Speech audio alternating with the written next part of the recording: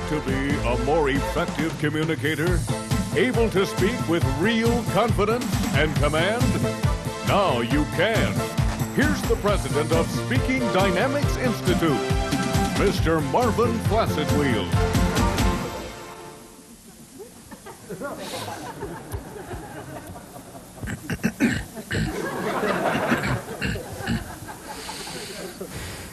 How are you? I hope you are doing very well, and that everything about you is going along just extra marvelously. Did you notice what I just said? And the engaging way I greeted you? Those are just some of the invaluable skills that you can learn if you come to the Speaking Dynamics Institute. Now, a lot of television weathermen have come to us to learn how to speak and to point at the big map at the same time. And we also teach actors how to move while still being able to deliver their lines in a way that is powerful and dynamic and skillful.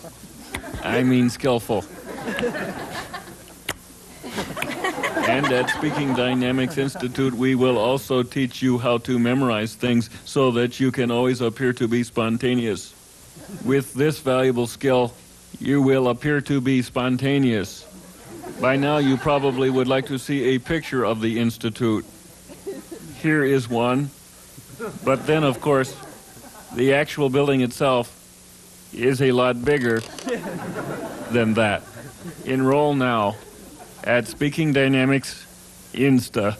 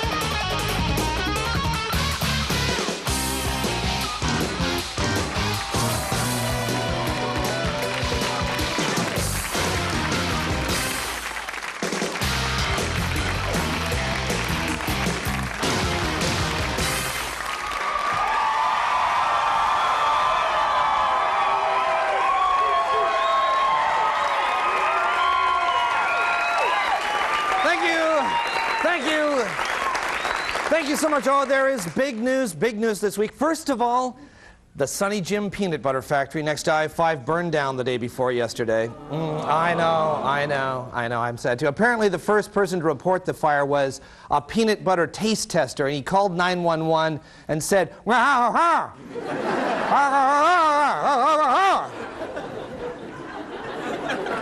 Of course. Down at 911 headquarters, they had problems of their own this week. You probably saw that, you heard this, that the 911 operators were passing out at the switchboard because some fumes or something leaked into the building, which raises an interesting question. When 911 has an emergency, who do they call? I don't know. But they got the Sunny Jim message out. They called it in time before they passed out. It was tough firefighting conditions, actually. First oily, then alternately smooth and crunchy. Fortunately, the building was vacant, but they did notice that there was still some peanut butter stuck to the roof of the building. The only real problem was when the fire reached the old jelly holding tanks. And I believe we have some news footage of that. There, the firemen are, I see, valiantly trying to put the fire there. Look at that, some jelly. Looks, I'm not sure. Oh, yeah, there's people, oh, there it comes out of the building. Yeah. It's a tragic waste of our strategic jelly reserves there. It looked like strawberry, I guess it was. I don't know. I'm kind of bummed out about the whole thing, really, because I always liked Sunny Jim Peanut Butter growing up because it had his picture on the front, and he looked like one of the few kids that I could actually beat up, It gave me some sort of comfort there.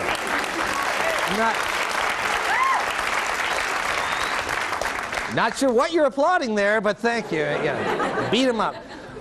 But that picture is now gone. They decided to give Sonny Jim a hipper, more contemporary image, and I just, I think that's wrong. I'm against it. I miss the old one. Some of the letters on the familiar old Sonny Jim sign, that landmark sign, got burned up. Now it just says Unyim.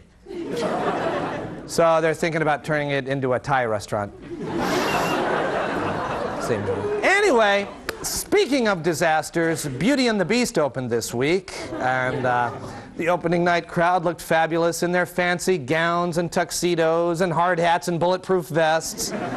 The striking musicians are getting very militant. You can only play a French horn for so long before you snap.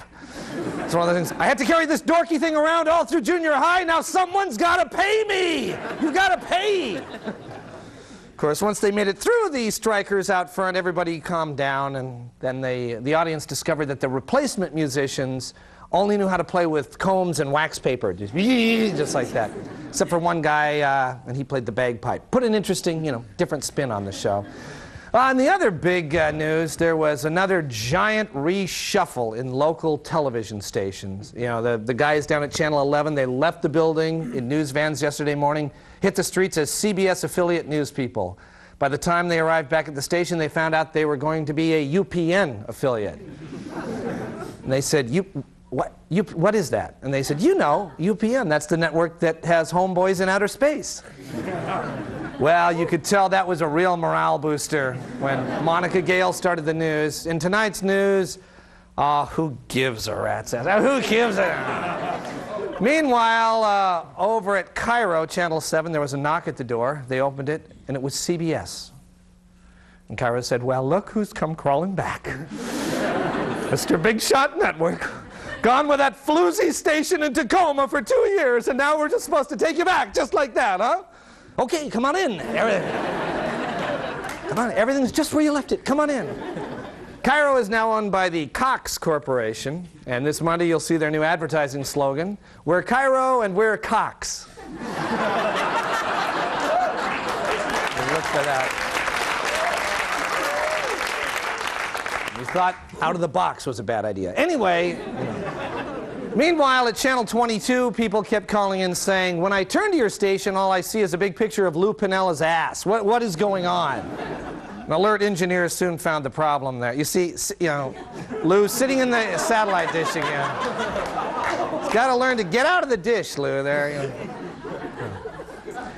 And in movie news, the Star Wars mania continues with the re-release of The Empire Strikes Back, and the merchandise, oh yeah. Got some big fans here. Everyone's going crazy about it. The merchandising is going crazy. Taco Bell is one of the sponsors this year. I was driving by a Taco Bell yesterday, and I saw they had a Star Wars slogan up on the reader board. It just seems strange choice for a place that sells bean burritos. What do you think? It just doesn't seem like the message they want to get across. Oh, anyway, we welcome all the new TV owners to this market, especially our new owner, and to show you that Almost Live is a high-profile and profitable show, we'd like to welcome a new sponsor. You're getting older, and the fashions are getting hipper, even a little below the hip. But now you can show those kids what cool really is with your new Doctor's Ankle Hugger Pants. You'll be styling in pants that are so comfortable, you'll swear you don't have anything on. And that's almost the truth. Whether at work or at play, Doctor's Ankle Hugger Pants are the choice of baby boomers everywhere. Doctor's Ankle Huggers, the pants that say, I may be middle-aged, but my pants are around my ankles. All right, stay with us. We've got a great show, and we're coming right back.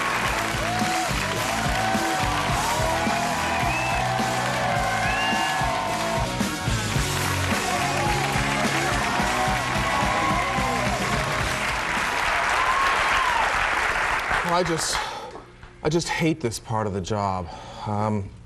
Who's first on the list? Oh boy. John Milford. Okay, send him in. Good luck. Thanks. Yep, The signs are unmistakable. We have got layoffs coming around here, ladies and gentlemen. There's no doubt about it. They are imminent. Well, you don't seem too worried about it, Don. Heck no. I've been kicking some serious booty around here. You know, making sure the boss sees me working late, that kind of thing. In fact, I think I may be up for a promotion. Don, Mr. Hill would like to see you. See what I mean? Oh, show me the way.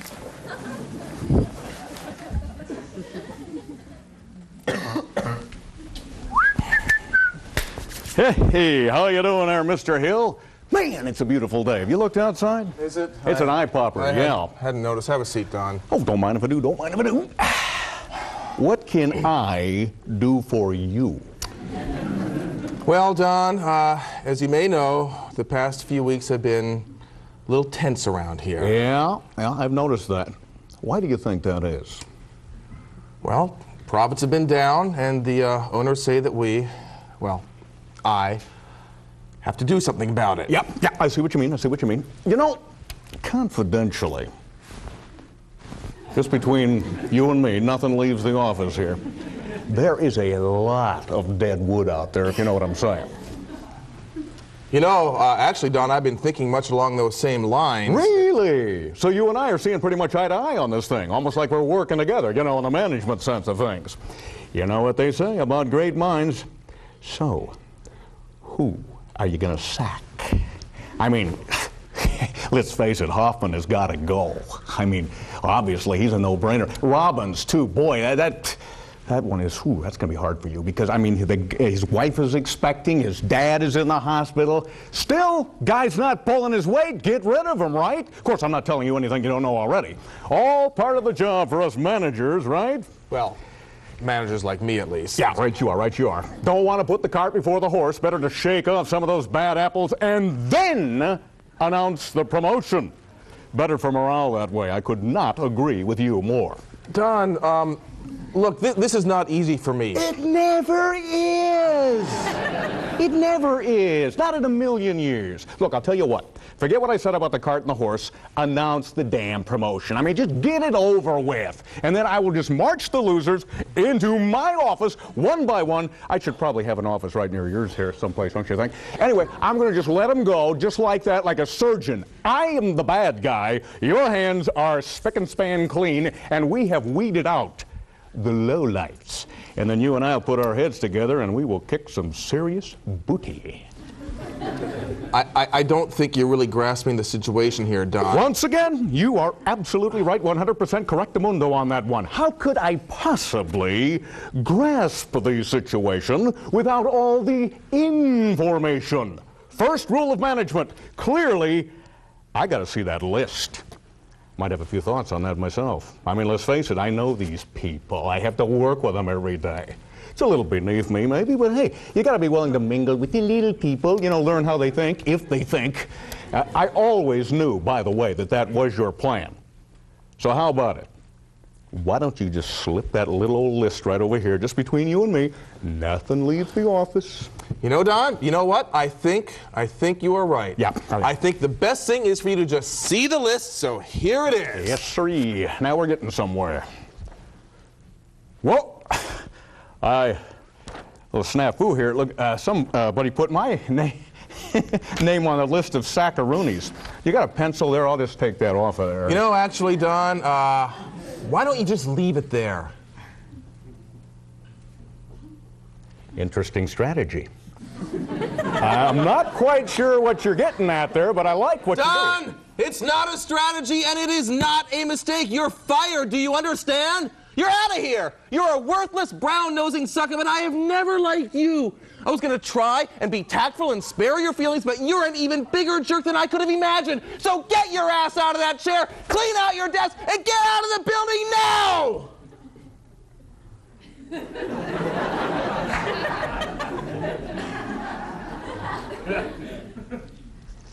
I see where you're going. I get it. Whew, you had me there for a second, but I'm with you now. I'm with you. You were showing me how you want it done. Decisive, right to the point, no ambiguity. Boy, it is going to be a pleasure working with you, I can tell you that. We are like birds of a feather, you and me. What a great day for this company.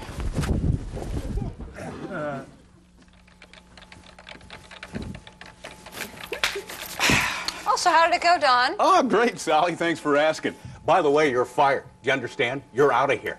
You're a worthless, brown-nosing suck-up, and I've never liked you. I was going to try and be tactful and spare your feelings, but you're an even bigger jerk than I could have imagined. So get your ass out of that chair, clean out your desk, and get out of the building now!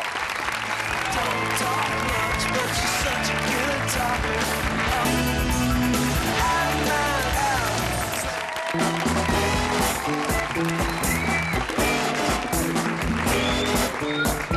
Good evening. This is the Late Report. Well, a study shows that the value of Northwest stocks has risen $150 billion in the last 2.5 years.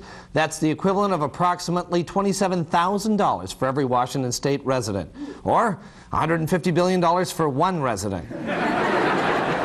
The University of Washington Nobel laureate Hans Demmelt has theorized that a particle exists that is actually smaller than a quark, up until now considered to be the smallest thing in the universe. He calls the particle Senator Patty Murray. Former Governor Booth Gardner has been named to the new commissioner of the National Soccer Alliance, a women's professional league. Former Oregon Senator Bob Packwood was also considering the job until he found out that in soccer you can't use your hands. The state legislature is considering dropping a requirement that the state buy artwork to decorate new prisons. Instead, the legislature is proposing a new plan to simply imprison more artists.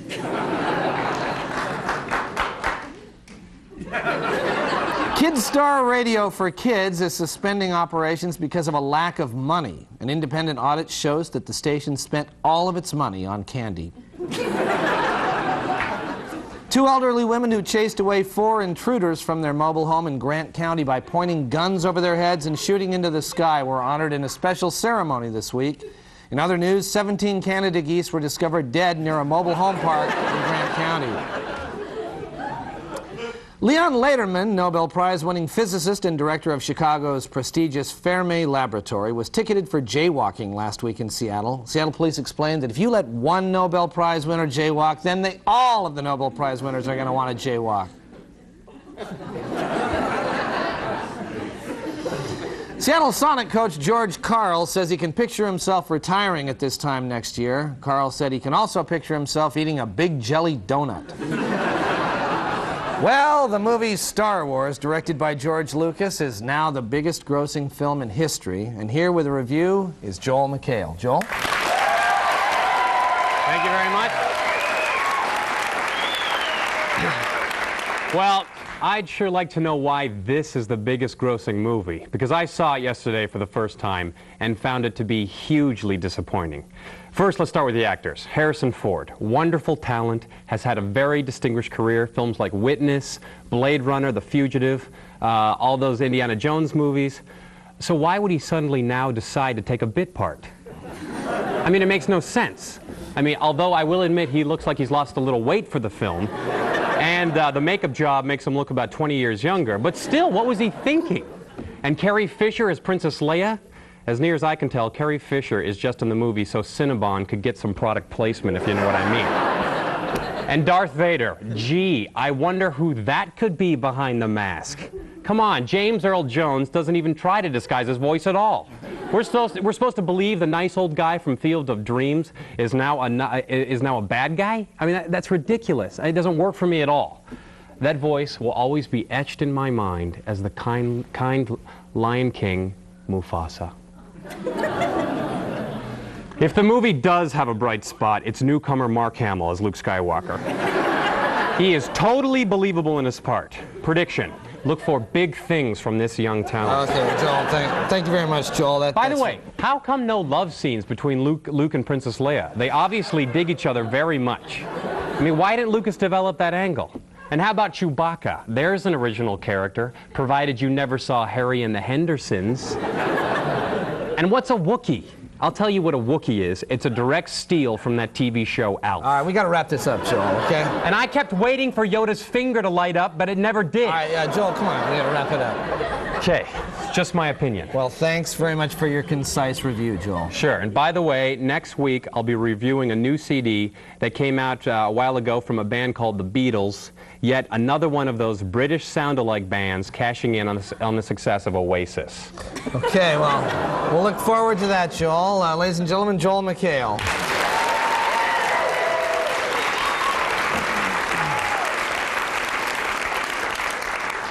Finally, the Fifth Avenue Theater has hired non-union musicians this week to replace striking musicians so that the musical Beauty and the Beast could go on. Labor woes continued for the theater last night when musician picketers were joined by union members of the American Federation of Beasts. This has been the Late Report. Stay with us because we're coming right back.